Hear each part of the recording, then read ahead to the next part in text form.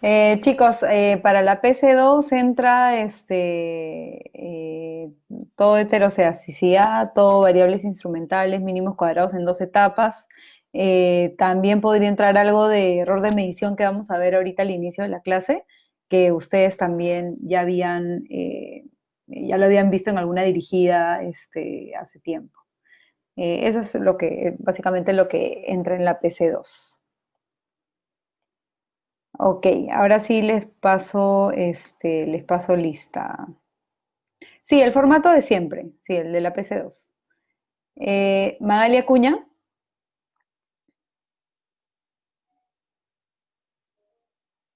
gracias.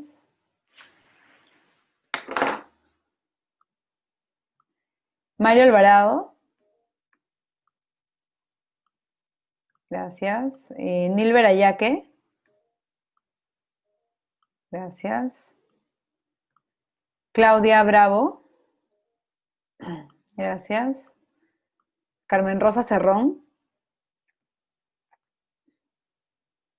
Emily Cóndor, ya, las dos. Gracias. Viviana Cotrina, gracias. Tatiana Elorrieta, gracias. Carlos Estrada, gracias. Álvaro Flores, gracias. Andrew Gutiérrez,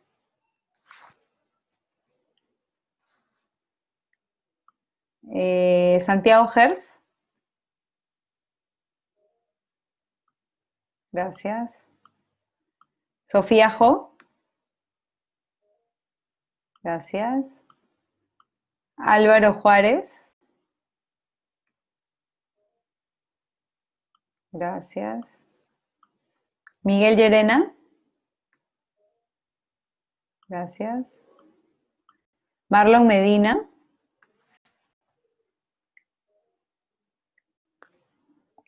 gracias. Eric Mesa,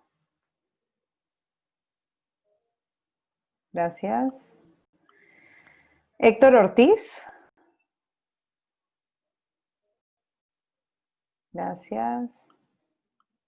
Pilar Pineda,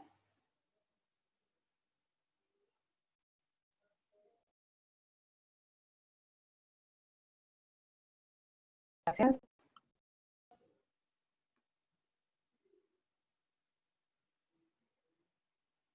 Diego Quiroga,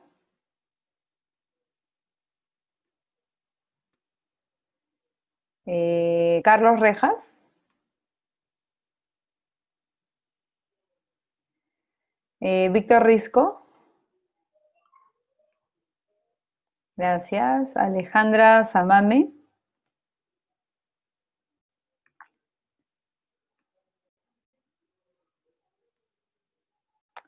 Daniela Soto, gracias. Aníbal Torres, gracias. Efraín Ugarte, gracias. Carla Valdés, gracias. Valeria Valdivia, Valeria Valdivia, Ámbar Yataco, gracias. Rafael Zúñiga, gracias. A ver. Andrew Gutiérrez, Diana Ponte, gracias. Diego Quiroga, gracias. Carlos Rejas,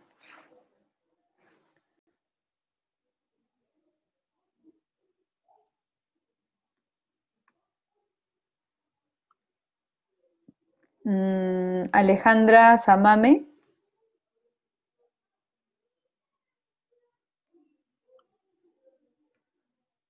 Valeria Valdivia,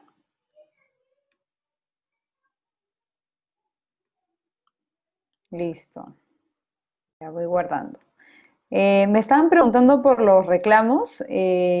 Sí, efectivamente, como SAR no está funcionando, nosotros, o sea, los profesores vamos a introducir directamente el cambio en las notas de ocurrir ese cambio. Yo recién los voy a revisar mañana, así que seguramente mañana, o sea, al final del día, ustedes ya van a poder entrar al sistema a ver si han tenido algún cambio en la nota o no. Yo les puedo mandar, lo que voy a hacer es voy a subir un anuncio en Blackboard cuando termine de revisar los reclamos para que ustedes estén atentos y puedan revisar el sistema. Ok, entonces ahora sí vamos a la clase de hoy día. Hoy día quiero, bueno, ver esta aplicación de error de medición que como les decía ya, bueno, es una aplicación, un caso específico de qué ocurriría con nuestros estimadores cuando los medimos con algún error, cuando no están medidos de manera precisa. Y luego quiero ver algunos ejemplos de variables instrumentales, eh, como un poco para que se entrenen en ejemplos, en casos que podrían ocurrir, ¿no? Eh, ok, listo. Entonces, empezamos con error de medición.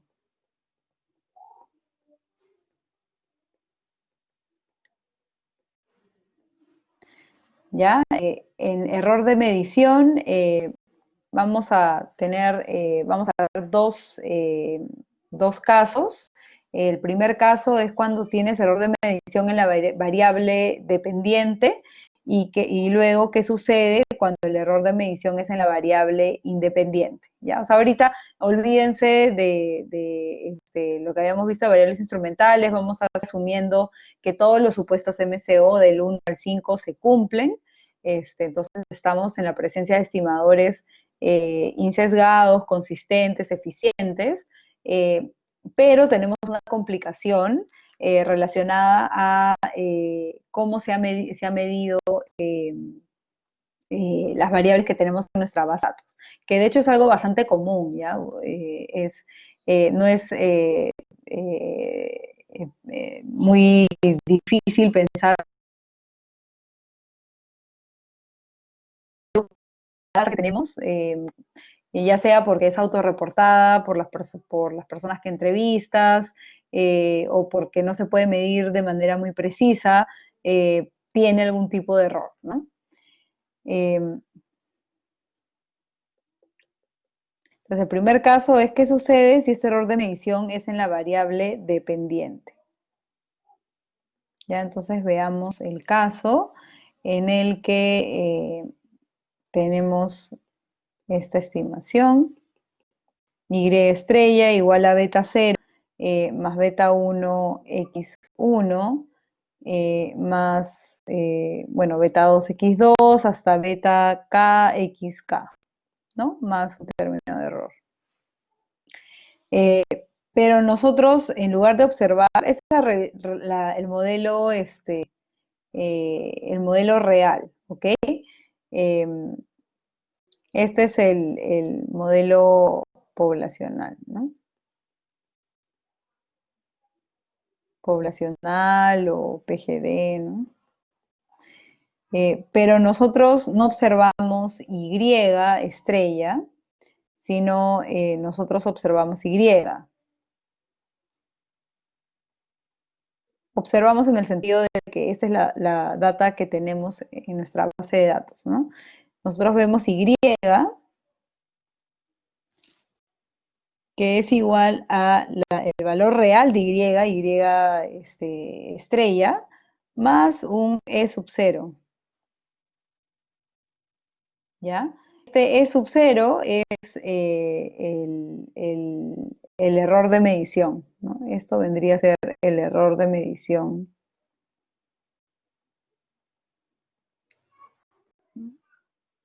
en esta variable y, ¿no? Ok, entonces nosotros podemos reescribir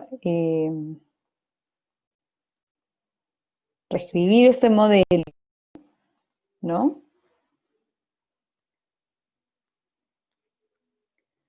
Y tendríamos y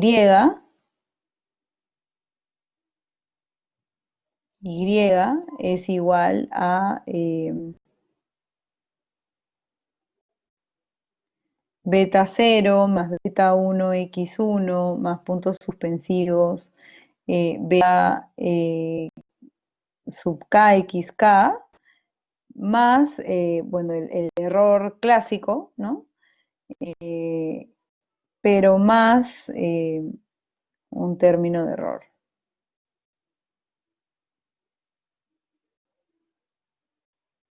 Entonces todo esto se va a acumular, eh,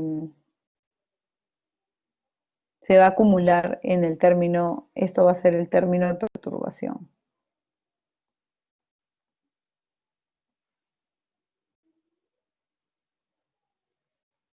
Sí, podríamos ponerlo como menos, sí, da igual, sí, ¿no? Entonces vemos que el término de perturbación es únicamente el clásico. Sí, sí, sí, sí. El E va a tener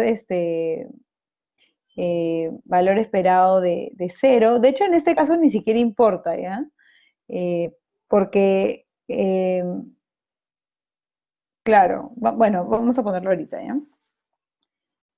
Ese término de perturbación ahora está compuesto por dos cosas, ¿no? Está compuesto por el error, el término de perturbación clásico de la estimación MCO, pero también va a incluir el error de medición, ¿no?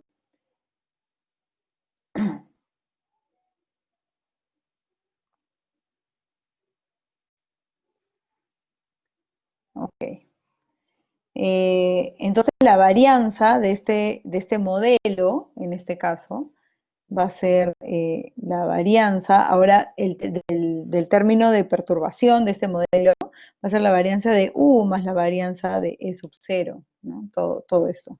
Entonces la varianza va a ser sigma cuadrado U más sigma cuadrado sub 0, ¿no? Que esta varianza con error de medición en la variable dependiente, naturalmente va a ser mayor a la varianza del error que obtendríamos si no existiera ese error de medición, ¿no? ¿Por qué? Porque sabemos que toda varianza tiene que ser positiva, ¿no?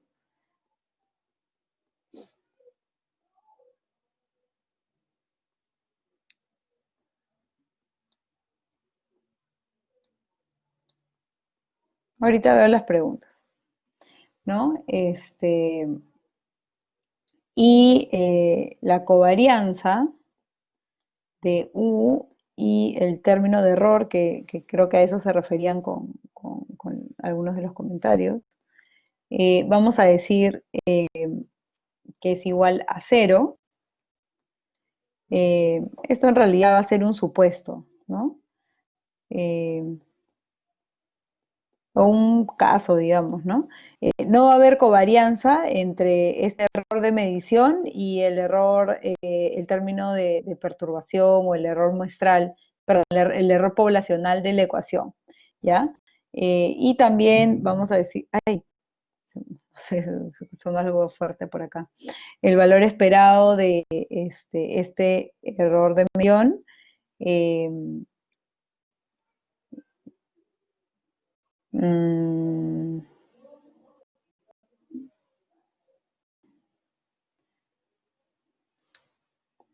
va a ser 0.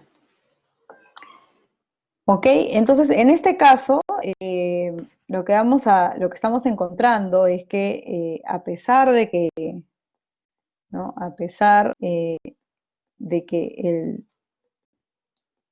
el ya, a pesar de que Y tiene error de medición, tiene error de medición, debido al tipo de error de medición que tiene, obviamente, eh, el beta sombrero no se ve detectado,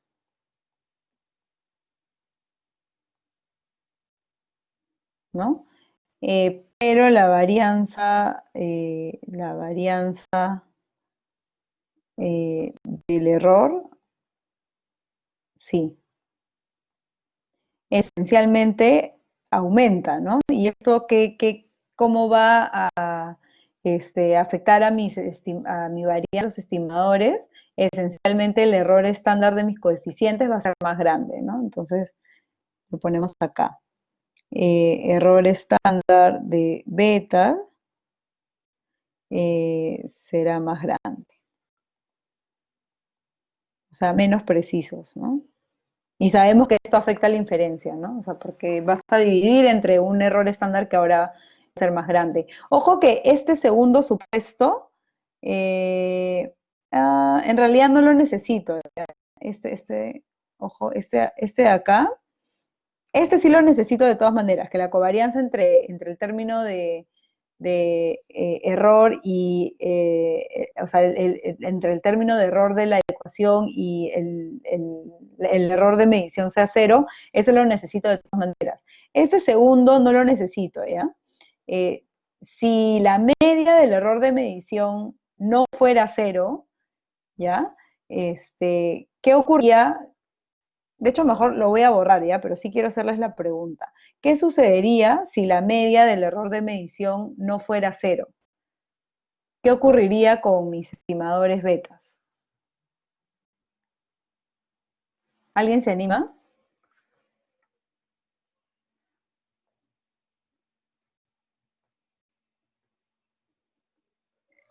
Ya, ya. Mi pregunta, sí, no afecta el sesgo en realidad, ¿ya?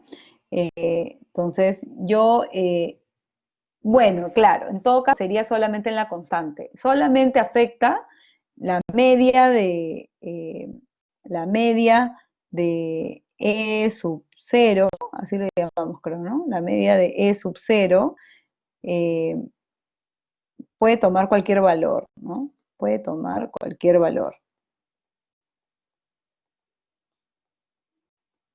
¿no? Si es, creo que esto mejor lo pongo en la siguiente página. Si van a salir iguales, ¿no? O sea, el beta cero va a salir igual. Si la media creo que lo ponemos acá.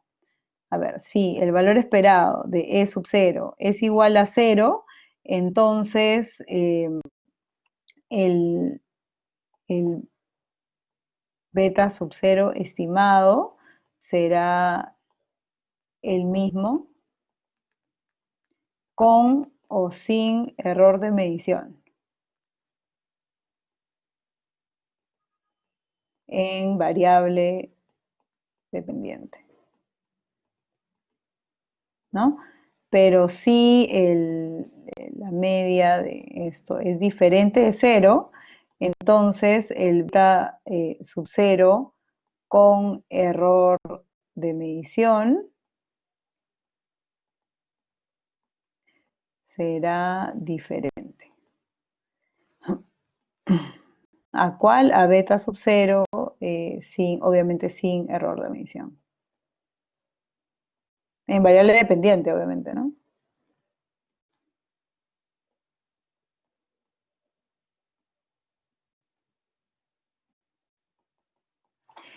Nos importa mucho que cambie el intercepto, en términos prácticos, no, porque usualmente, como se han dado cuenta, casi todo el análisis el interés en los estimadores betas, usualmente es en los efectos marginales, ¿no? Usualmente usamos el intercepto para limpiar del error al efecto promedio de la variable Y, pero no lo solemos interpretar, ¿no? Eh, Usualmente nuestra interpretación se centra en estos efectos marginales, ¿no? Y ya sea cualquiera de estos casos, ¿no? Que la media del error de medición, justo a eso llegaba Emily, ya sea que estés en el primer caso o en el segundo, los efectos marginales no cambian, ¿no? ¿Por qué? Porque no existe ningún tipo de correlación, se cumple la exogeneidad condicional entre este error de medición y todas las variables explicativas, ¿no? Todas las x1, x2, x3. Entonces, lo único que sucede es que ese error de medición es absorbido por el intercepto, o sea, la media de ese error de medición es absorbido por el intercepto, pero no es completamente ortogonal a todas las variables explicativas, entonces no afecta beta. Por eso, exacto, por eso, en este supuesto y por eso quise poner acá con un rojito, este supuesto sí es el necesario, ¿no? Si no se cumpliera que la covarianza de U y E sub 0 es 0, entonces ahí sí se afectarían los efectos marginales, ¿no? Pero gracias a este supuesto, no se van a afectar los betas de los efectos marginales.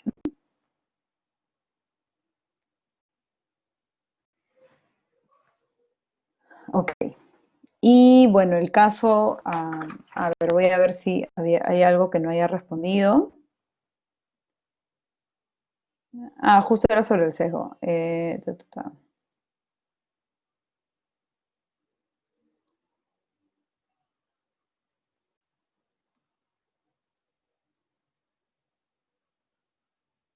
Ya, sí, era justo lo que ya habíamos dicho. Ok.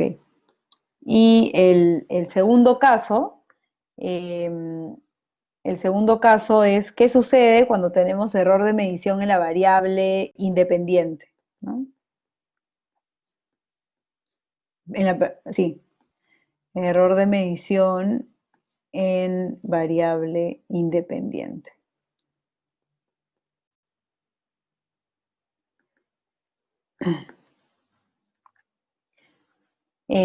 Acá sí vamos a asumir que la media de este error de medición es igual a cero, ¿ya? Eh, Vamos a decir nosotros, en este caso, o sea, la X, ¿no? Nosotros vamos a querer estimar eh, nuestro modelo poblacional, ¿no? O PGD es Y igual a beta 0 más beta 1 más un término error. Pero nosotros observamos X con error de medición, ¿no? Entonces nosotros observamos ahora, bueno, estamos cambiando un poco la notación, porque en este caso X estrella va a ser el que tiene el error de medición, ¿ya? Eh, X más, llamémosle, eh, epsilon. ¿Ok? Entonces nosotros vamos a ver el valor real y este es el error de medición, ¿no? Error de medición. Y claro, vamos a querer decir algo acerca de este error de medición. Vamos a asumimos dos cosas, que la media de este error de medición es igual a cero y que no hay correlación con X ni con Y, ¿ya? Entonces la covarianza entre este error y X es igual a cero y la covarianza entre este error de medición e Y es igual a cero. ¿No? Que es lo mismo que decir este segundo que lo relaciona con Y, es lo mismo que decir que no tiene relación con el término de perturbación mu, ¿no? Con el error poblacional. Tendría que ser lo mismo. Ok. Entonces ya con estos supuestos pasamos a ver qué sucede con la pendiente, ¿no? Queremos saber si la pendiente ahora, aparentemente este es un error de medición bastante inocuo, ¿no? O sea, porque no tiene covarianza ni con las explicativas ni con las Y, o sea, no te afecta la exogeneidad condicional, ¿no? o sea, no afecta, ahí lo ponemos acá, ¿no? Exogeneidad condicional.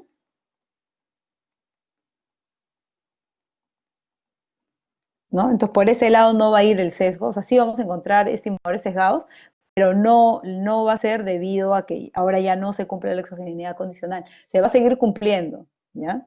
Y bueno, aparte hemos asumido que la media de este error es para simplicidad en el cálculo, ¿ya? Se podría modificar, pero obviamente la mate saldría un poco más pesadita. Ok, entonces pasamos a estimarlo.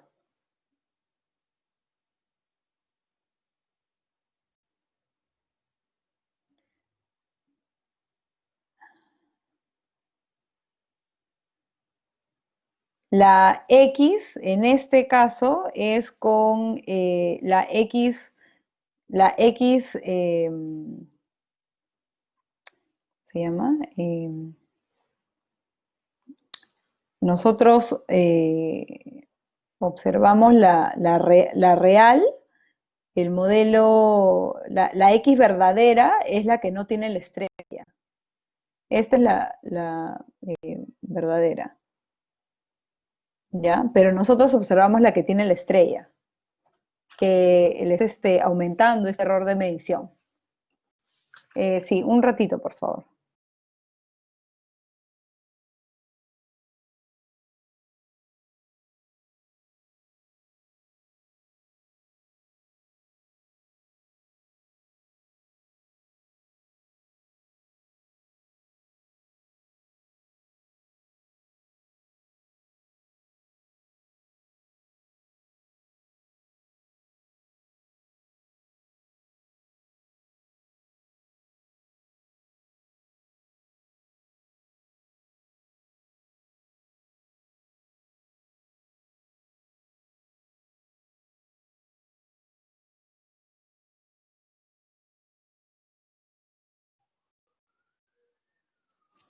Ahí. Listo. Ok. A ver, tengo algunas preguntas por acá. El error de medición se relaciona. El error de medición siempre está dentro de la proxy, ¿no? La variable real no tiene ningún problema. El problema está en que tú no tienes esa variable, no tienes la variable verdadera, sino tienes la verdadera, pero más un error, ¿no? Que, claro, le puedes llamar variable proxy. Eh, Luego alguien más pregunta, ¿por qué en el primer caso dijiste que es necesario que la covarianza de si los supuestos, o sea, yo digo que en el modelo verdadero, cuando tienes las variables verdaderas, se cumplen todos los supuestos de MCO. Eso es lo que decíamos, ¿ya? Eh, y luego, como nosotros no estimamos ese modelo verdadero, sino estimamos el modelo con error de medición o con proxy, si ustedes lo quieren llamar así, ahí sí necesitamos que la covarianza entre el error de medición y el término de perturbación del modelo sea cero, ¿ok? Ya, creo que con eso contesto las preguntas. Ok, entonces nosotros vamos a correr, nosotros estimamos el siguiente modelo, ¿no? Vamos a estimar Y igual a beta 0 más beta 1, pero en lugar de X, vamos a tener X estrella, ¿no? Más ese término de error. Entonces esto es beta 0 más beta 1 por X más E. Creo que la E la hice un poco diferente. Ya, más U, ¿no? Entonces si yo quiero estimar la pendiente, ¿no? Este beta 1 va a ser esencialmente la covarianza entre X estrella e Y entre la varianza de X estrella, ¿no? Esto va a ser covarianza de X más el error de medición e Y la varianza de X más E, ¿no? Esto es igual, a la covarianza de X, acá mejor, a la covarianza de XY, más la covarianza, ay, no me entra, no, mejor acá abajo, ya, ya, covarianza de X, Y, más la covarianza de Y entre varianza de X más varianza de más dos veces la covarianza de X y ¿no? Pero acá hay algunos términos que puedo simplificar por el supuesto, ¿no? Esto es igual a 0 y esto es igual a 0, ¿no? Ambos por el supuesto, ¿no?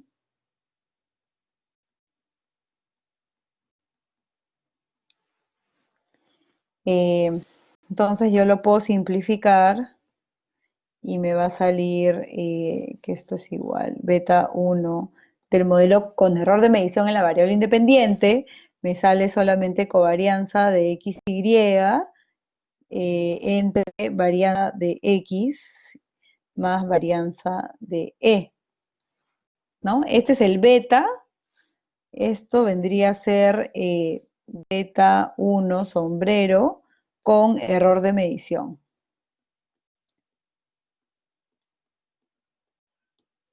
¿Ya? Pero si ustedes recuerdan la varianza de beta 1 sombrero sin error de medición, recuerden esto, que esta varianza sería solamente, este término sería covarianza de Y entre varianza de X, sin esta varianza de epsilon, ¿no? Del error de medición.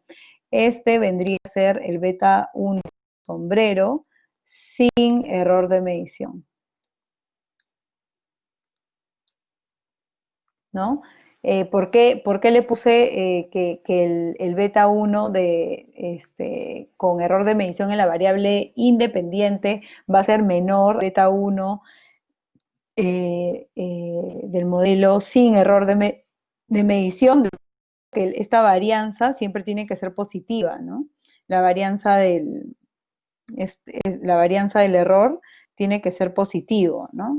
Del error de medición. O sea, con toda varianza siempre es positiva, ¿no? Entonces, eso va a agrandar el denominador y por lo tanto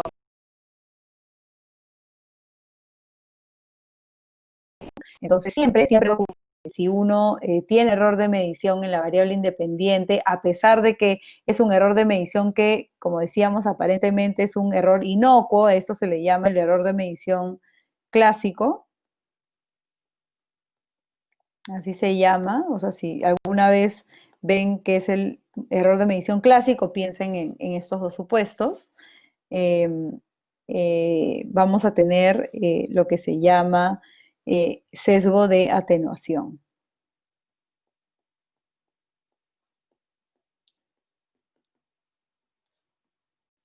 Sesgo de atenuación en beta 1 sombrero, ¿no? ¿Qué significa? Significa que el coeficiente estimado será muy pequeño en magnitud al verdadero beta 1, ¿no? Beta 1 estimado será muy pequeño en comparación al coeficiente estimado que encontraría sin error de medición.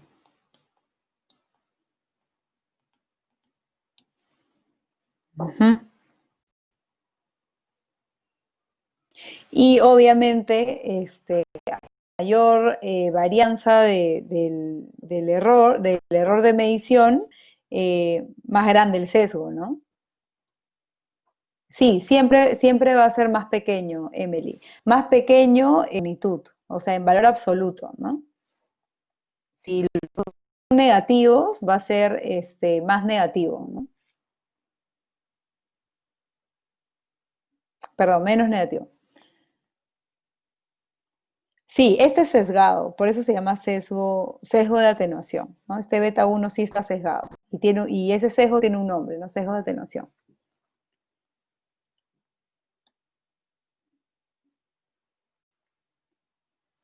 Ok, entonces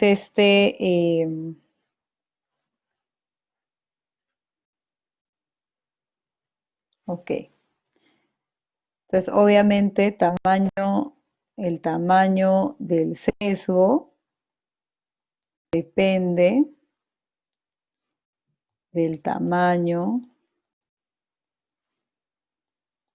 de varianza de este error de medición, ¿no? Mientras la varianza del error de medición sea más grande, va a haber más sesgo de atenuación, ¿no?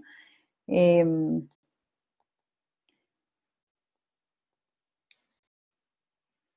entonces, beta 1 sombrero sesgado. Tiene un nombre, se llama sesgo de atenuación. Beta 1 será muy pequeño, quiero poner en magnitud, no sé por dónde aumentarlo. Ah, ya sé, voy a borrar esto en comparación y lo pongo al otro lado, ya solo para que lo tenga. Muy pequeño en magnitud, en comparación. Listo. Ok, y eso es error de medición, es una aplicación, ¿no? Ahora sí voy a ver las preguntas que tienen. Entonces, solo para recapitular, resumir y de ahí ver sus preguntas, hemos visto dos tipos de error de medición. Un error de medición que se encuentra en la variable dependiente y otro tipo de error de medición que se encuentra en la variable independiente. En el caso del sesgo en la variable dependiente, lo que vimos es no se afecta la incidez de los efectos marginales o de los beta 1, beta 2, beta, etcétera, pero sí se afecta su varianza, ¿no? La varianza se vuelve más grande, ¿no? Cuando ocurre este error de medición en la variable independiente, se afecta el estimador, el coeficiente, ¿no? Se vuelve sesgado. Que en el modelo, a pesar de que en el modelo se cumplen toda la exogeneidad condicional, ¿no? Se cumple la exogeneidad condicional. El hecho de que ahora exista este error de medición en la fórmula va a hacer que tengas una varianza extra y por lo tanto se anúe tu beta, ¿no? Entonces, este sesgo, nuevamente, no se debe a que no se cumpla con la exogeneidad condicional, porque sí se cumple, a pesar de que tiene error de medición la explicativa, ese error de medición no se relaciona con el mu, ¿no? O sea, con el error del modelo poblacional, entonces sí se sigue cumpliendo la exogeneidad condicional, pero al tener esta imprecisión, ¿no? esta error de medición termina igual afectando el efecto marginal, ¿no? Hay otro tipo de error de medición que ya ustedes podrían ahondar o sea, si quieren, pero bueno, no es parte de lo que estamos viendo en el curso. A ver, déjenme ver sus preguntas. A ver, Víctor dice, en el caso de la variable dependiente X, estrella, que es la que observamos, y en el caso de la independiente Y, estrella, es la observable. Sí, justo eso les decía, ¿no? Que he cambiado la notación, es para facilidad en el desarrollo.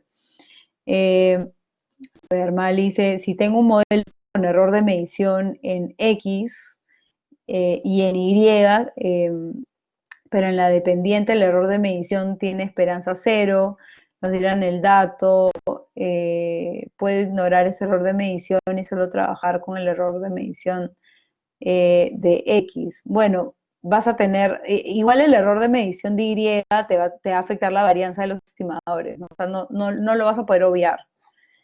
Eh, pero definitivamente el sesgo de atenuación estaría únicamente impulsado por el error de medición de X, ¿no?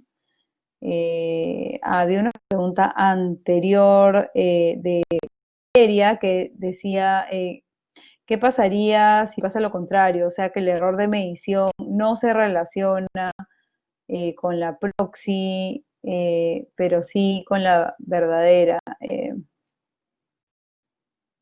Ah, sí, que el error de medición no se relaciona con la proxy, pero sí con la verdadera. No entiendo la pregunta. O sea, imagino que te refieres a estos supuestos, ¿no? Imagino que te refieres a esos supuestos. No, no necesitamos bueno, ese ya vendría a ser un caso muy, muy particular. No sé. Eh, a ver, Mario pregunta, ¿ese error se puede solucionar con una variable instrumental? Bueno, ¿qué creen ustedes? O sea, variables instrumentales soluciona el problema de endogeneidad cuando no se cumple el supuesto de exogeneidad condicional. En este caso ya hemos dicho que sí se cumple el supuesto de exogeneidad condicional, entonces variables instrumentales no podría ser una solución acá, ¿no?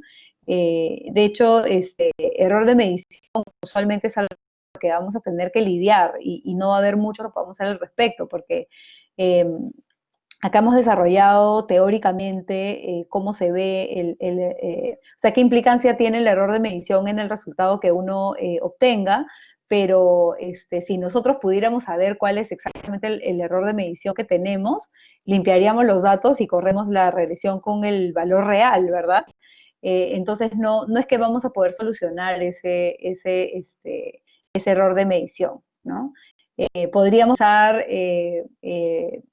por ejemplo, un ejemplo de error de medición podría ser, imagínense que, no sé, ustedes quieren recoger información eh, no sé, peso y talla de una muestra de personas y es todo autorreportado, ¿no? Entonces la gente más o menos, o sea, va a decir el peso y talla eh, que cree que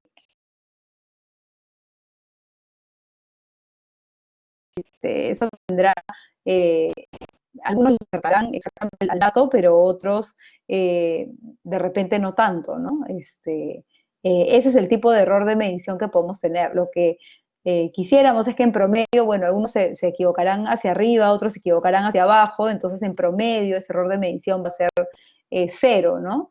Y bueno, necesitaríamos que la gente no se equivoque a propósito, ¿no? O sea, que no sea bueno, justo los que tienen ciertas características quieren a propósito subestimar su peso, no sé, ¿no? O al revés, a propósito quieren sobreestimar su talla, porque ahí sí estaríamos violando el supuesto de que la covarianza entre las explicativas y el error es cero, o que la covarianza entre la dependiente y el error es cero, el error de medición me refiero, ¿no?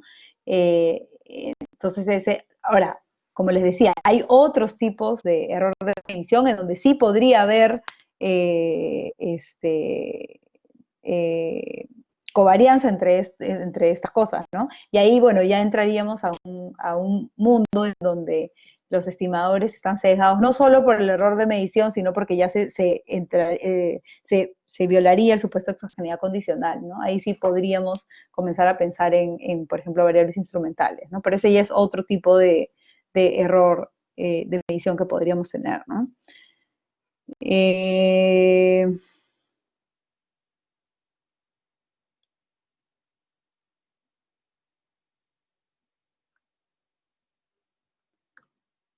Eh, sí, correcto, lo que dice Aníbal es correcto, porque estamos asumiendo que la media del error de medición es cero, ¿no? Sí.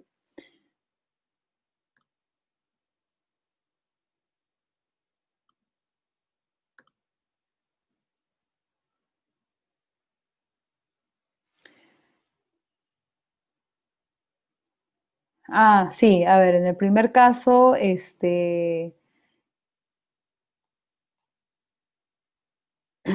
el primer caso, bueno, tenemos la misma, el beta tiene el mismo valor, ¿no? O sea, covarianza entre X y covarianza entre X y y varianza de X. Eh, en realidad, la varianza, o sea, tendrías que hacer, no lo tengo desarrollado, pero tendrías que hacer lo mismo que hemos hecho por acá, lo mismo que hemos hecho por acá, ¿no? O sea, tienes el beta, que es covarianza entre X e Y, pero ahora Y vendría a ser el que tiene el error, ¿no? Y tendrías que desarrollarlo. Y por ahí te va a aparecer el término de error, ¿no?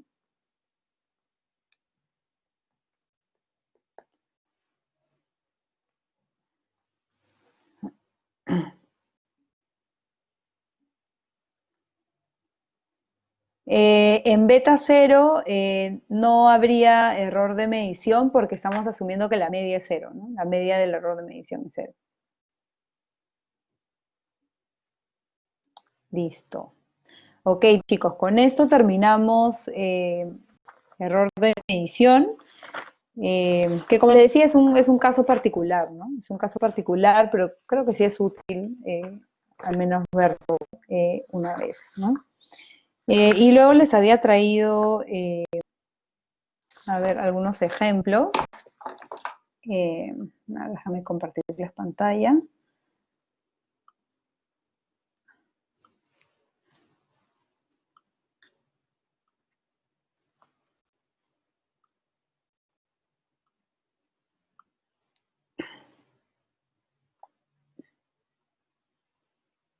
Tengo unos ejemplos de error de medición que están en Blackboard, ¿ya? No sé si prefiero dedicarle más tiempo a variables instrumentales. No sé si lleguemos a ver los otros. Ok, les he traído algunos ejemplos de variables instrumentales. Son extraídos de este libro de Raquel Bernal y Jimena Peña, que es, bueno, se llama La Guía Práctica para Evaluación de Impacto, por si alguien le... Es, bueno, un libro que está disponible en internet, es gratuito, eh,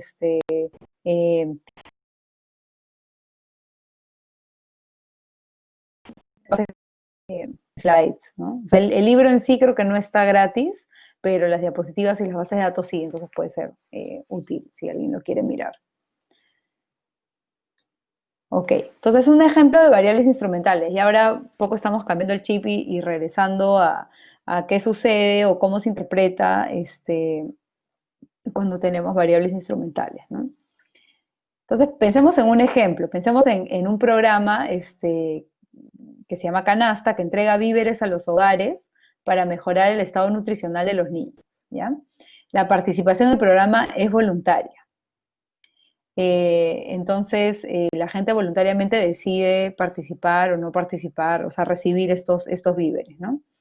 La aplicación al programa es costosa en términos de tiempo. Entonces, pensemos en, uno tiene que llenar una serie de formularios para postular y que te acepten dentro del programa y que, bueno, finalmente recibas estos víveres, ¿no? Entonces, hay un costo en términos de tiempo que va a hacer que no todos reciban el programa, ¿ya? Incluso si esto fuera, bueno, esto seguramente es focalizado para población vulnerable. Dentro de la población vulnerable, algunos van a tomarse el tiempo, van a poder disponer del tiempo para llenar todos estos datos que te piden y otros no. Incluso podría ser por un tema de información. Algunos van a conocer el programa y otros no van a conocer el programa, ¿no? Entonces, va a haber un sesgo de selección en aquellos que dentro del universo de los elegibles, ¿no? De los potenciales beneficiarios del programa, va a haber un sesgo en cuanto a quienes efectivamente lo reciben y quienes no, ¿no? Podríamos pensar que de repente las madres de familia que son más proactivas, paran más al día en qué beneficios otorga el gobierno y están más atrás de llenar estos formularios y de efectivamente beneficiarse, ¿no? Entonces ya sabemos que van a haber no observables como la motivación, o disposición a invertir tu propio tiempo para mejorar la salud de los niños, que va a estar correlacionado con otras variables no observables, perdón, con otras variables explicativas, y por lo tanto, si nosotros corriéramos una regresión MCO entre, no sé, algún indicador de talla, peso, etcétera, y participar en el programa Canasta, ese estimador estaría sesgado, ¿no?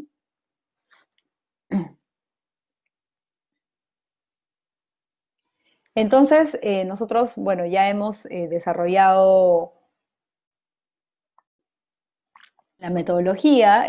Sabemos que cuando existen estos casos de endogeneidad, podemos recurrir a la técnica de variables instrumentales para limpiar la endogeneidad en nuestro modelo, ¿no?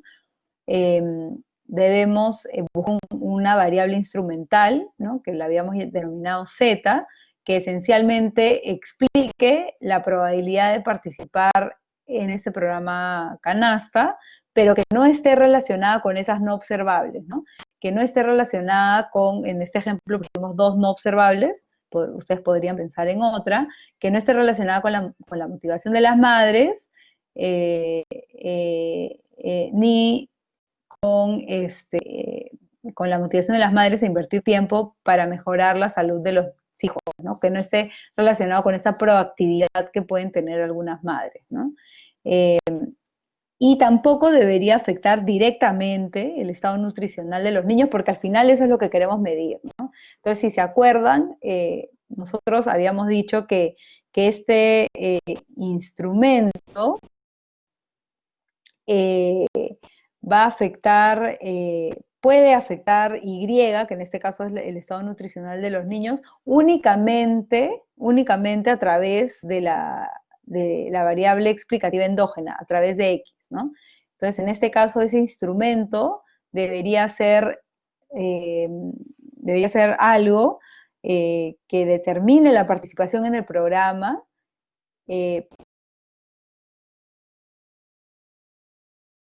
afecte directamente el estado nutricional, de manera que solo afecte el estado de participación en el programa, ¿no?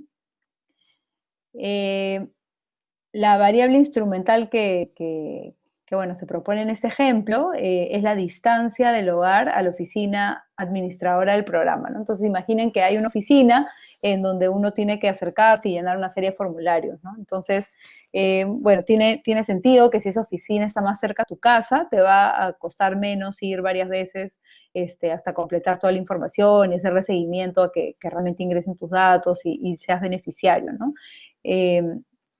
Entonces sí podría, al menos en términos de relevancia, sí parece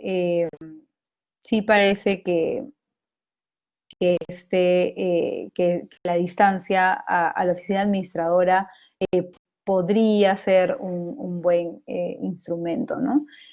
Pero acuérdense que hay dos supuestos o condiciones que se deben cumplir para que sea un buen instrumento, ¿no? La primera, relevancia, y hemos dicho que, bueno, sí parece que sí se cumple, pero la segunda es eh, la condición de, no me acuerdo cómo la llamamos, si exogenidad o ortogonalidad, exogenidad, sí, es que tiene esos dos nombres.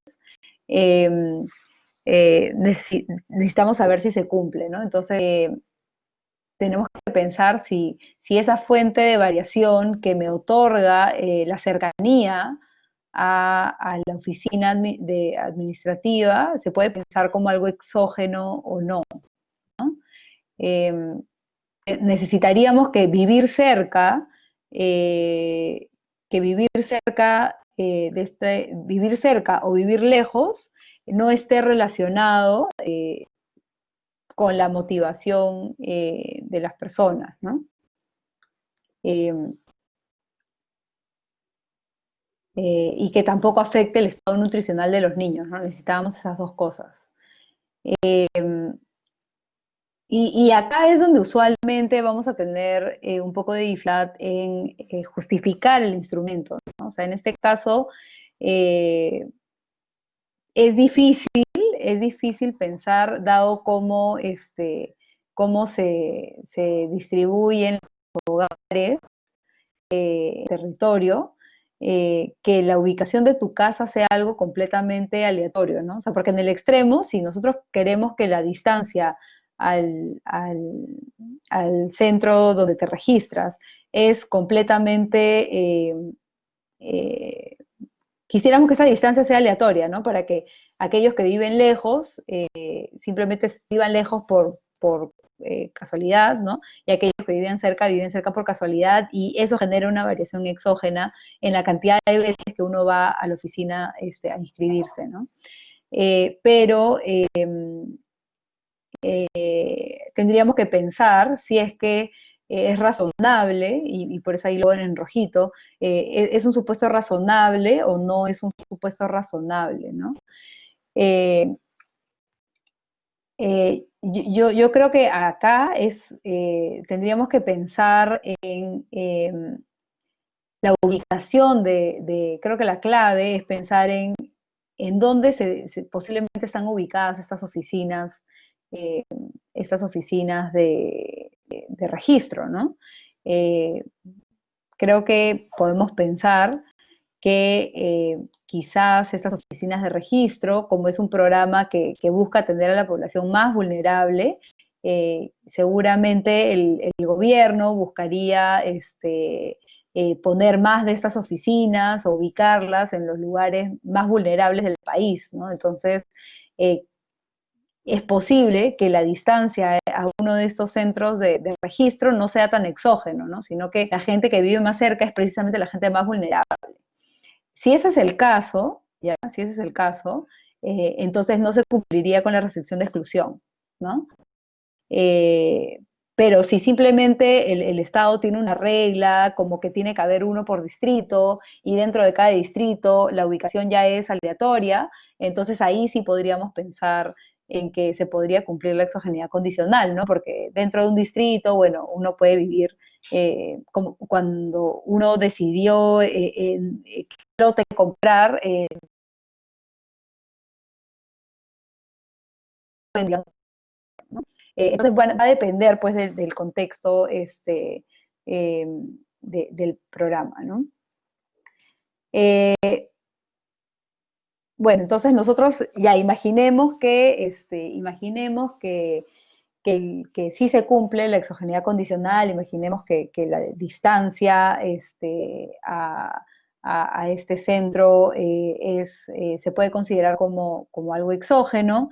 Eh, Tenemos que recordar que la estimación que nosotros corramos con variables instrumentales nos va a dar un efecto local y no un efecto promedio para toda la población, ¿no?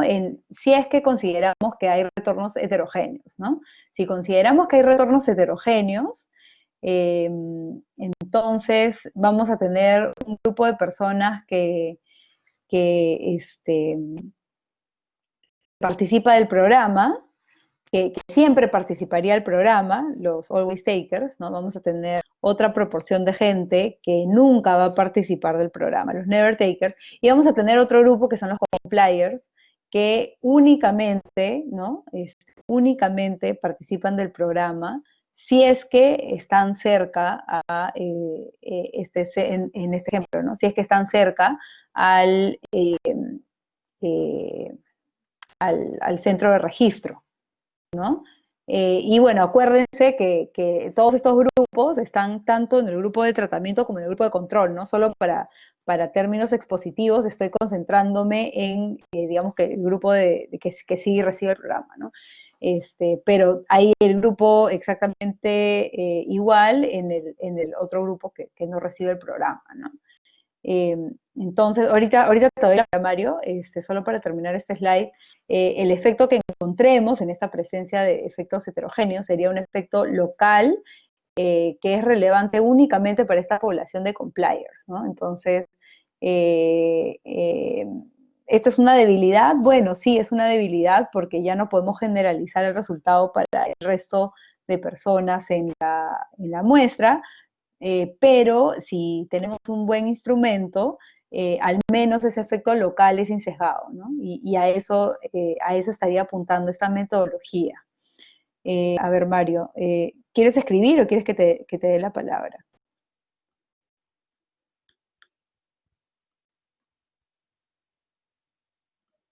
A ver, te voy a poner presentador. Puedes abrir tu micro si quieres. Hola. Sí, dime. No, solo quería ver si me quedaba más o menos claro. Aquí, o sea, los compliers solo serían los que, por estar más cerca, sí van a recoger su canasta, ¿no? Y los solo takers serían los que, a pesar de ir lejísimos, igual van. Exacto, sí. Solo que no es recoger la canasta, sino que acá había una Ah, complicación inscribirse. de inscribirse, pero sí, sí, eso sería. Y en el grupo de control tendrías a aquellos que los compliers vendrían a ser los que no se registran únicamente porque viven lejos, ¿no? Ah, ya. O sea, Si ahí hubiera... básicamente, Ujú. a ver si, para relacionarlo con lo anterior, la ecuación de la primera etapa, o sea, la regresión que haces entre recibir la canasta y vivir sería continua. Sería como un tratamiento control pero continuo, ¿no? Más o menos, Sí, en vez de sí, dicotómico. correcto, correcto. Podrías, en este caso, sería un tratamiento continuo y podrías tener una variable de kilómetros, ¿no? Distancia en kilómetros al centro de registro, ¿no? Sí, listo. Alguien creo que puso una rayita en el slide de casualidad. A ver, ¿cómo lo borro? Acá, ya, ya. A ver, alguien tenía otra pregunta. Mm, no habría efecto en los compliers del grupo de control. O sea, los compliers del grupo de control son los que te permiten calcular el efecto. Sí.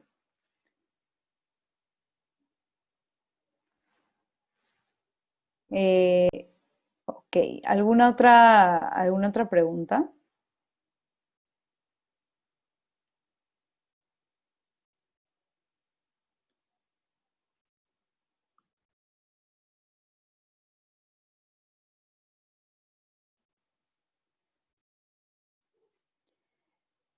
Ok. A ver, otra,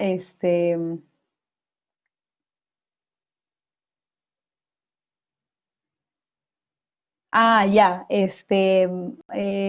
o sea, la interpretación, a ver, ahí la interpretación sería en torno a o sea, porque al final tu X igual va a ser tu predicción de X, igual va a ser una dicotómica, ¿no?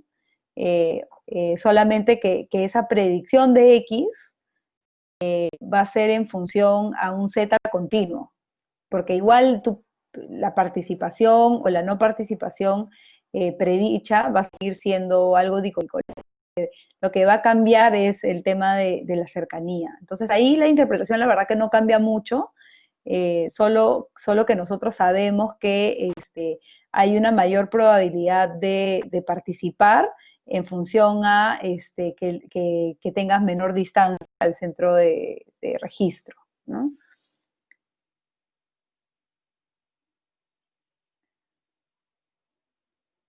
Los compliers del grupo de tratamiento serían los que viviendo cerca se registran, o sea, el grupo de tratamiento son las personas que viven cerca de la oficina. Eh, los compliers son, y esta parte sí, sí es importante, creo que al menos esto es tercer ciclo que dicto y sí, acá un poco de confusión. Los compliers no son el grupo siguiendo el ejemplo, o sea, no son el grupo que, que vive cerca y se registra, ¿ya? Eso incluye compliers y always takers, ¿ya? Eh, De hecho, no son todos los always takers, porque vas a tener algunos que viven lejos también. Eh, los compliers son los que se registran únicamente porque viven cerca. Si hubieran vivido lejos, no se hubieran registrado. Esa es la diferencia, ¿ya? Entonces, sí quisiera eso sí les quede bien clarito, que los compliers son aquellos que únicamente cambian su estatus en X, ¿ya? Debido al instrumento Z.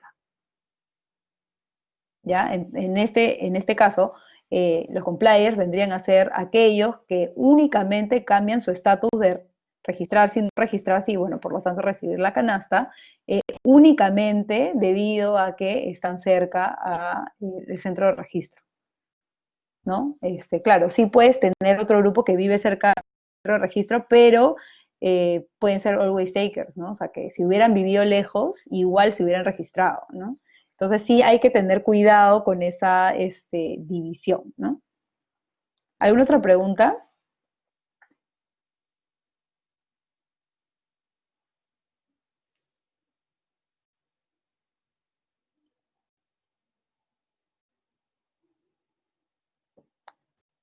No, las personas que son escogidas para, en este caso, el equivalente a las personas, es que acá no hay una asignación aleatoria, entonces no sé, o sea, de llamarle tratado de control es un poco estirar los términos, ¿no? Usualmente tratado de control es cuando hay una asignación aleatoria.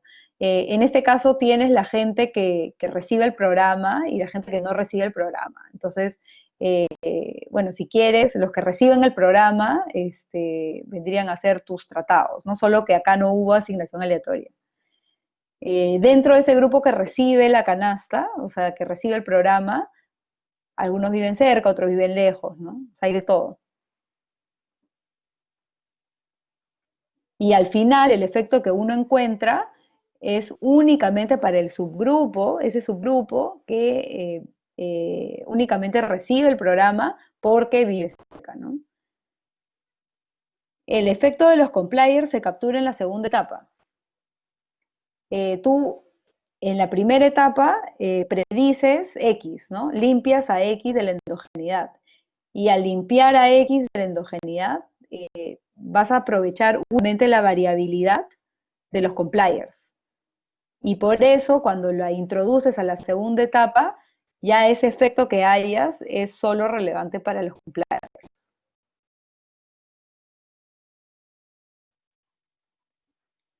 Ok, listo. El segundo ejemplo, sería, ahora digamos que hay una población elegible en donde la participación en el programa se determina en base a un sorteo entre los elegibles. Ahora sí hay algo aleatorio, ¿no? O sea, hay un sorteo aleatorio en donde algunos ganan la participación al programa y otros no la ganan, ¿no? Pero hubo problemas en este sorteo como lo hubo en la pregunta de los mosquiteros en el examen parcial, ¿no? Imagínense que ahora hay este sorteo, pero ese sorteo no es justo, ¿no? O sea, hay algunos ganadores del programa, eh, bueno, algunos ganadores deciden no reclamar. Eso en realidad no es problema, ¿no? O sea, sabemos que es como el caso de las pastillas de presión arterial, que dijimos, bueno, tú puedes aleatoriamente asignar a gente a recibir la pastilla, pero no los puedes obligar a tomarla. Y bueno, va a haber un porcentaje de gente que decide no obtenerla, ¿no? En este caso puede haber un grupo de ganadores del programa que deciden no reclamar los víveres.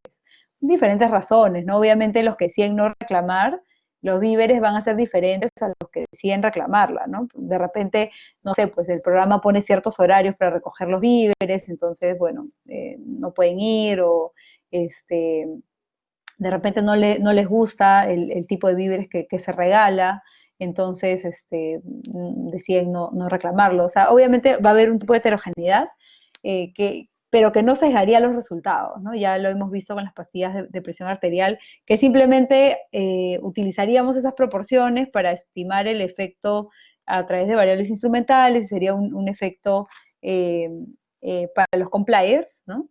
Pero ese segundo bullet sí es problemático, ¿ya? Porque el segundo bullet nos dice que los perdedores, que algunos perdedores del sorteo, insisten tanto que sí les llegan a dar los víveres, ¿ya? Eh, y, y esto está relacionado obviamente con observables y con no observables, ¿no? Y estos observables y no observables también va a estar afectado con Y, ¿no? Con el estado nutricional de los niños. Entonces, utilizar ese sorteo eh, ya no, eh,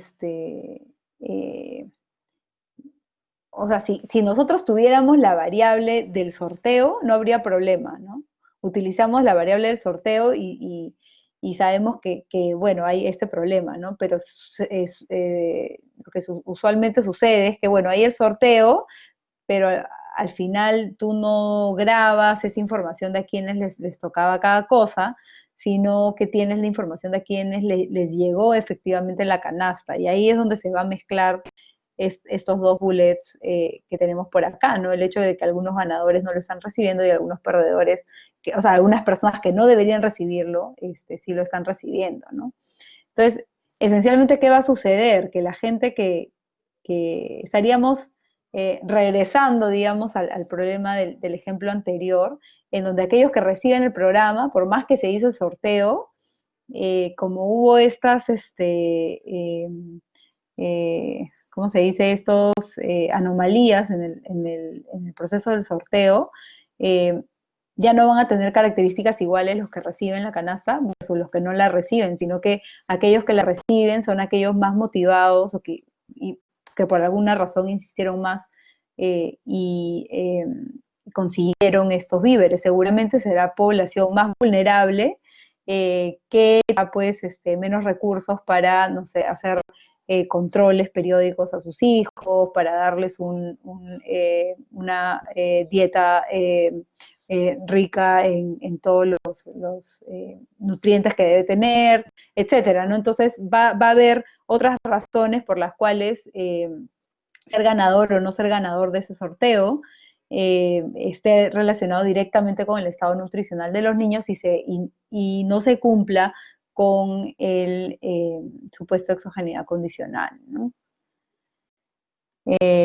Bueno, acá ya me adelanté un poco a lo que les había dicho. Eh,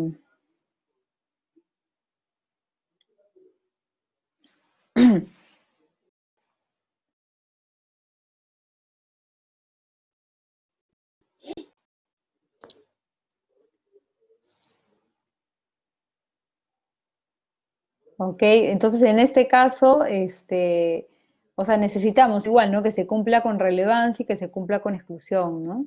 Si el sorteo fuera justo, claro, sí, no habría problema, ¿no? Pero si hay estas diferencias, entonces no se va a cumplir el supuesto de exogeneidad condicional. Eh, El supuesto de monotonicidad, lo que nos dice, y bueno, ya lo habíamos visto en la clase pasada, es que el estatus del tratamiento de la función monótona creciente del nivel Z. Eh, bueno, esto ya creo que es más detalle de lo que necesitan, pero básicamente este supuesto de monotonicidad lo que nos dice es que no van a existir los defiers, ¿ya? Y bueno, entonces en este caso, eh, si un individuo no participa en el programa cuando ganó la rifa, entonces tampoco lo haría en el caso que no hubiera resultado favorecido en el sorteo, ¿no? O sea, como si estando en un grupo actúas de una manera, estando en el otro grupo actuarías de manera equivalente, digamos, ¿no? Esa es la idea del supuesto de monotonicidad. Y esto es necesario para garantizar que se pueda identificar el efecto del programa. ¿Por qué? Porque nos garantiza que no existan los defiers. Si existen los defiers, se vuelve ya difícil eh, encontrar este impacto para los compliers, ¿no? Exacto, por ende solo se ve el efecto de los compliers. Ok. Y bueno, eso sería todo en relación a los ejemplos. Eh, ¿Tienen alguna pregunta, chicos?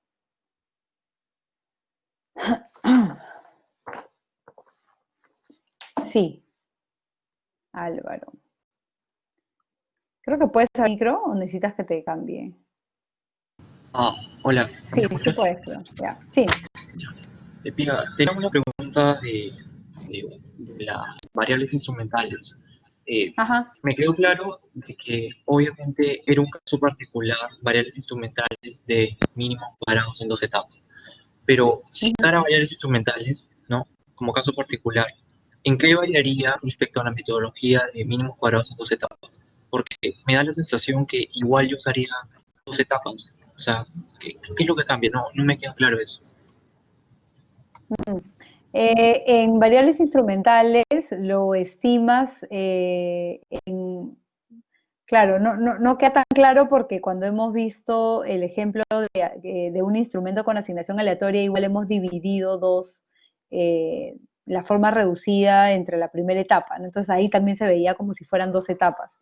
Pero el estimador en sí de variables instrumentales es una sola estimación, solo que, claro, no lo estamos, o sea, no lo estamos viendo, ¿no? Sino que el estimador de variables instrumentales, eh, cuando digamos que corres la regresión, o sea, tú en Stata le pones IBREG, ¿no? IBREG, ya de frente te estima betas eh, para los cuales está invirtiendo una matriz que ya no es X tras X, sino que es X traspuesta Z. Pero lo hace todo junto, lo hace en la misma, eh, digamos que en la misma corrida, no en dos partes. En el único caso de variables instrumentales que lo hemos hecho en dos partes ha sido cuando hemos querido mostrar que en el caso de un experimento en donde no hay eh, eh, se dice compliance perfecto, o sea, que tus participantes no cumplen al 100% con lo que tú les dices, como el caso de la pastilla, lo que hacíamos era reescalar el efecto de la primera etapa. Ahí sí son dos regresiones por separado, pero es un caso particular, ¿no? El caso general de variables instrumentales, como te digo, se corre de una sola y lo que hace Stata es coge esa matriz X traspuesta Z y la invierte en lugar de invertir X traspuesta X, ¿no? Ah, ok. O sea, por lo que veo que estás diciendo es que, claro, en variables instrumentales hay como dos formas, ¿no? Uno que es multiplico el Z y transformo el modelo, hago MCO y ya hago la variable instrumental, y el otro que era rescalo, ¿no? Usando el ratio ese el estimador de la forma reducida entre, digamos, la estimación de la primera etapa, ¿no? Y Sí, el, correcto. ajá, Esas son ya, las dos formas, ¿no? Y la forma esa en que rescalas es un caso ajá, particular, ¿no? O sea, ajá, cuando uno piensa en el estimador de variables instrumentales, en realidad lo que se viene directamente es la otra forma, ¿no? Esa ecuación beta, X traspuesta Z inversa, eh, ahorita ya no me acuerdo, el, Z traspuesta Y, creo. el de rescalar o el de multiplicar y transformar y hacer la emisión. Ese segundo es el general, la fórmula general de variables instrumentales. El de Vale, rescalar es un caso particular. vale. Y hay el otro que es M, digamos, mínimos cuadrados en dos etapas, que ahí sí ya son dos regresiones, ¿no? Ya no es Ahí una. son dos regresiones, ahí sí son dos Vale, regresiones y claro, el problema es que acumulas errores, ¿no? ujú, ya, muchas gracias. Sí, listo. ¿Alguna otra pregunta?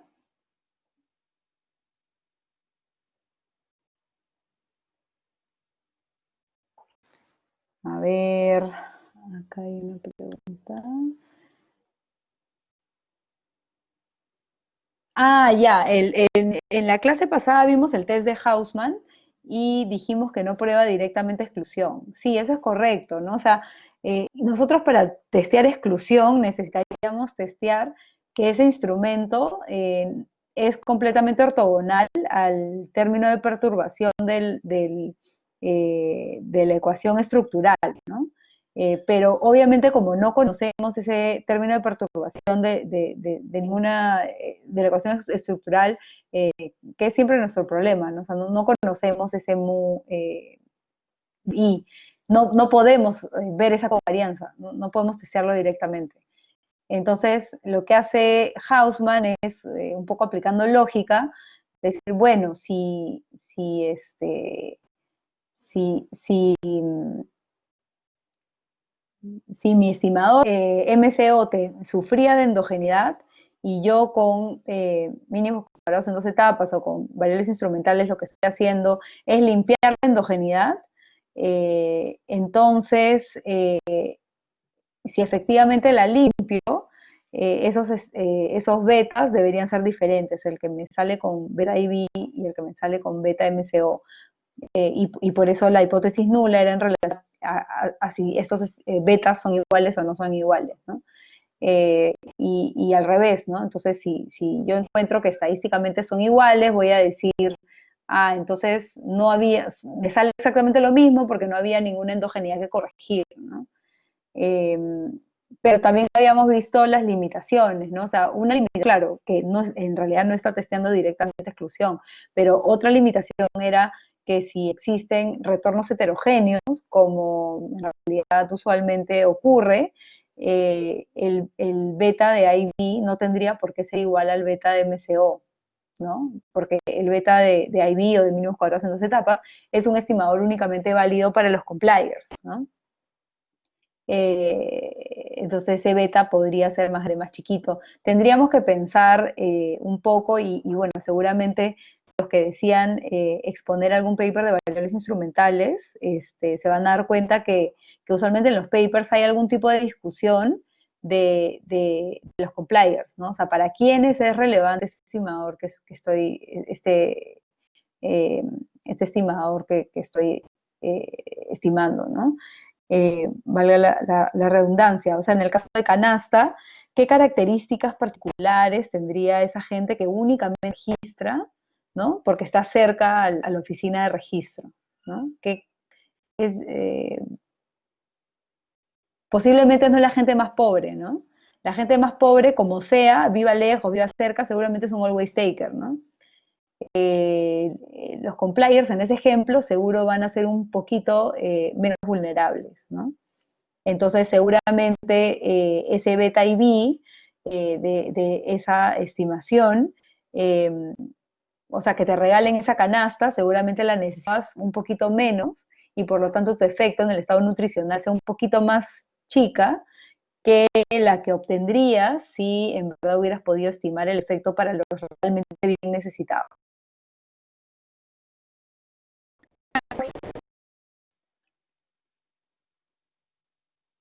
¿Alguna otra pregunta?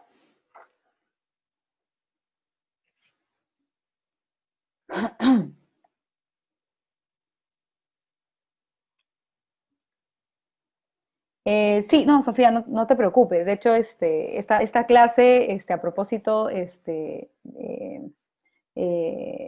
que quería era también responder algunas preguntas.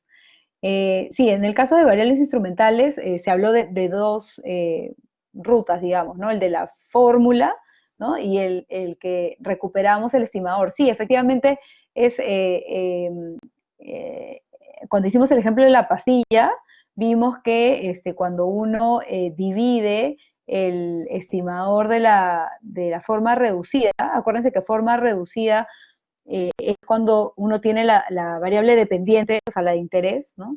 Eh, regresionado sobre el instrumento, o sea, directamente con el instrumento. Esa es la forma reducida, ¿no? Eh, eso lo divides por la primera etapa, ¿no? Ese es un beta IB. Claro, que se puede hacer cuando todo es dicotómico, ¿no? O sea, si no fuera dicotómico no podríamos hacer esa división, ¿no? Porque necesitamos que esa primera etapa necesitamos que la primera etapa sea algo de que las dos variables sean dicotómicas para poder hacer ese rescalamiento. A ver, otra pregunta de Viviana. A ver, si no puedo rechazar la hipótesis nula del test de Hausman, imagino, llegaría a la conclusión de que no hay problema de endogeneidad o que hubo y no se aplicó un buen instrumento. Ya, si lo primero, o sea, si no puedo rechazar que son iguales, de acuerdo al test de Hausman, no hay eh, no hay endogeneidad. No hay problema de endogeneidad en el modelo. Entonces puedes estimar un MCO.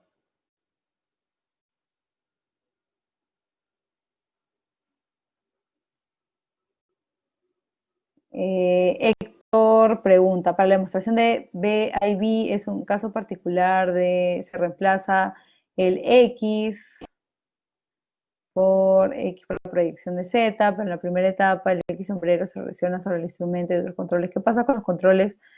Porque solo corro PZ. Ah, ¿por qué en la primera etapa, por qué en la primera etapa no incluyo las otras explicativas? Esa es la pregunta. Ahorita no recuerdo, eh, a ver, déjame revisar.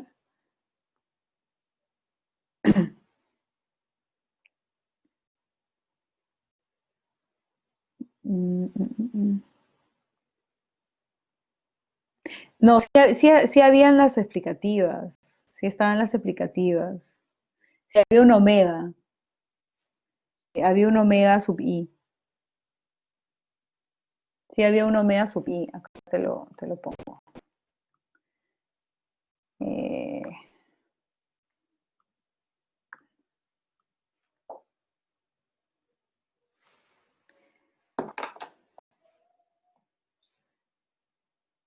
O sea, esta vendría a ser tu primera etapa y ahí sí incluyes este omega sub i, que eran ¿cómo se llama? Las explicativas exógenas, ¿no? Estas no sufrían de exogeneidad, sí se incluyen en el... eh,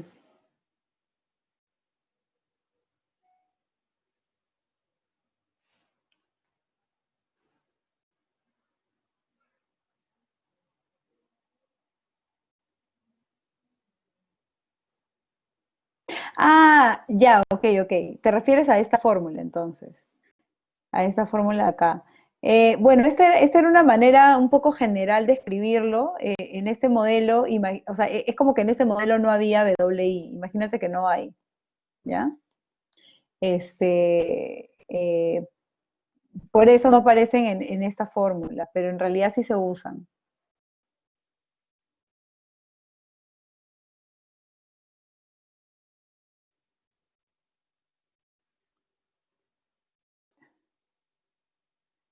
Ok, para el caso especial de variables instrumentales, rescalo el beta MCO sesgado al dividir por alfa 1. A ver, Álvaro,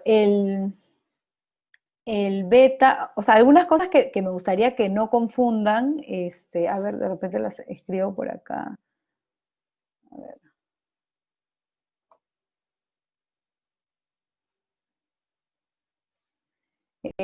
Tienen, a ver, tienen primera forma reducida, es igual a x sub i igual a alfa 0 más alfa 1, digamos, z más b sub i. Esa es la forma reducida. Perdón. Este no es z, es y. ¿No se ve? Uy. A ver, déjeme compartir de nuevo. Ya a veces se demora un poquito.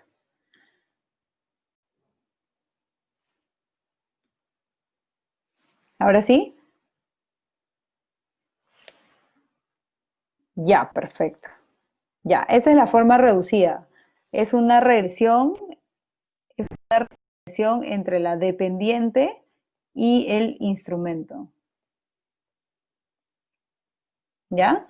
Esta forma reducida, si el instrumento cumple con las dos condiciones, tiene estimadores insesgados, consistentes, ¿ya? Esa es la forma reducida. Este estimador de la forma reducida a veces es un estimador... Perdón, solo para seguir con la anotación que creo que habíamos antes, voy a ponerle, ¿ya? Creo que así lo pusimos en la clase. Pi sub 0, pi sub 1. Ya. Luego tenemos otra estimación que es la primera etapa. La primera etapa es una regresión entre X y el instrumento, ¿no? Esta es X sub I igual a esta creo que le habíamos puesto alfa 0, alfa 1, Z sub I más, no sé, eta I. Entonces, habíamos visto que el caso particular de IB, de beta IB, ¿no? Era igual a el pi 1, el pi de la FR, o sea, pi 1, ¿no? Entre alfa de la primera etapa, ¿no? Simplemente rescalar el efecto de la forma reducida por la proporción de gente que efectivamente recibió el programa, lo que estés evaluando, ¿no? Luego, por otro lado, tienes en mínimos cuadrados en dos etapas, ¿no? Ahí.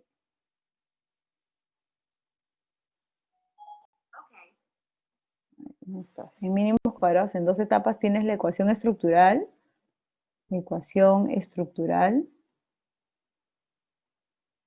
¿no? Tienes la primera etapa y tienes la segunda etapa. Ya no las voy a escribir, pero, o sea, para que sepan que todas estas son cosas diferentes. Esta primera etapa sí es la misma que esta primera etapa, ¿no? Pero esta es otra, esta no es la forma reducida y la segunda etapa tampoco es la forma reducida, son otras cosas, ¿no? Entonces, esencialmente, todas estas son cosas diferentes que ustedes deberían saber, ¿no?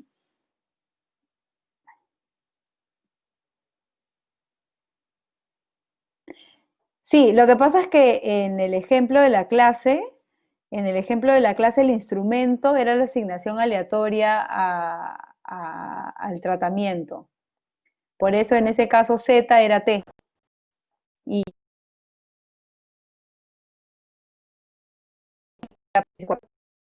sí, sí, sí. O sea, solo para, bueno, seguir notación, ¿no? O sea, solamente ustedes tienen que pensar en la primera etapa, siempre va a regresionar quizás acá, no, en vez de poner X, pongamos la entre explicativa, endógena, y el instrumento. Esa es la primera etapa. Entonces, claro, ya dependiendo del ejercicio, claro, podría tener un nombre diferente, ¿no?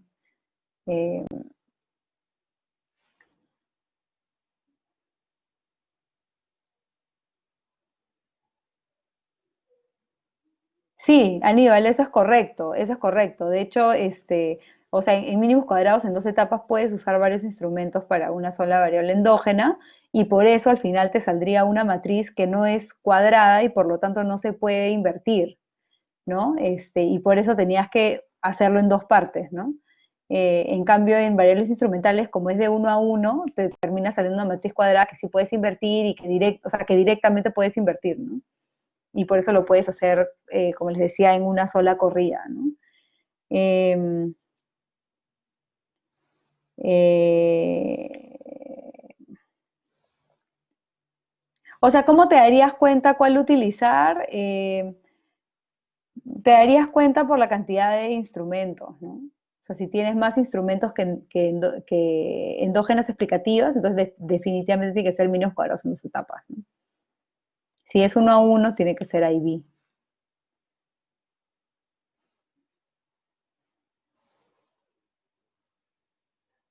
Listo. ¿Alguna otra pregunta?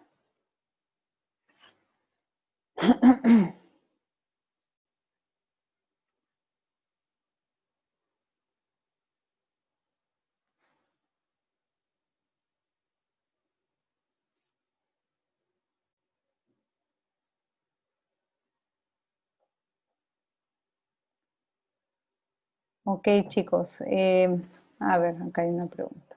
O alguien escrito, no sé. Uy, ¿qué pasó?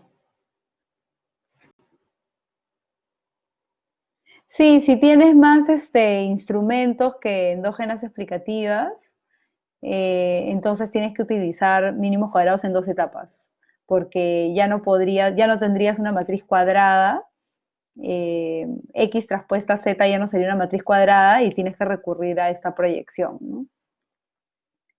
Sí, Álvaro, puedes abrir tu micro. Ya, gracias. Justo ahorita se me vino a la cabeza de que, claro, variables instrumentales, digamos, multiplicas un z, que es, digamos, un vector, ¿no? Que, o sea, es como una columna, ¿no?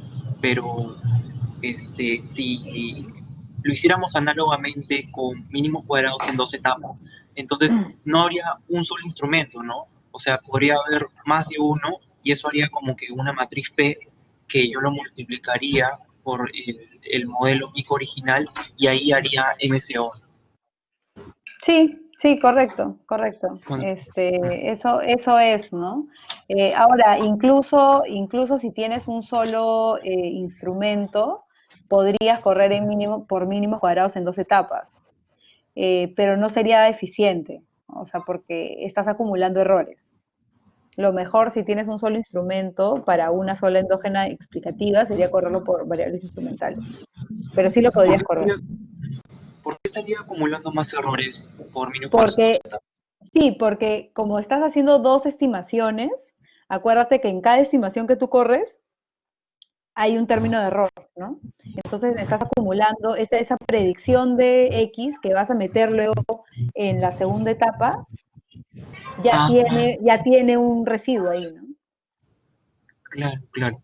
Pero Ujú, imagínate que hubiera más de una variable instrumental, entonces, ujú. ¿por qué no simplemente yo multiplico esa matriz PZ que tiene más de una variable instrumental, transformo el modelo y hago el mico, en vez de estar haciendo dos regresiones que, como tú dices, acumula errores? Es que acuérdate que ese PZ es que tú le estás limpiando, ¿no? Ahí estás haciendo nada, sí estás jugando varias revisiones, algo que no se nota, digamos, en la ecuación. ¿Cómo no, no entiendo?